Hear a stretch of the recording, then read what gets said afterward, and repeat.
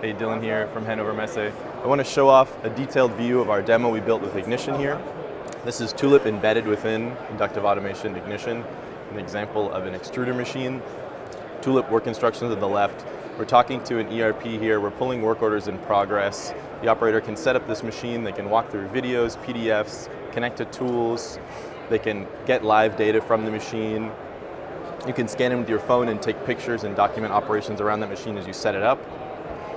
We can start that order. We can run this machine. We can produce quantity. Data is sent over from Ignition to Tulip bidirectionally.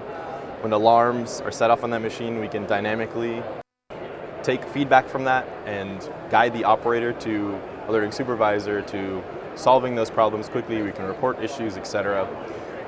Most importantly, this bidirectional communication means that the Tulip frame is flexible. You can continue to update this agilely in the future. You can add new work instructions. You can update your processes while the HMI can stay fixed and can control the machine.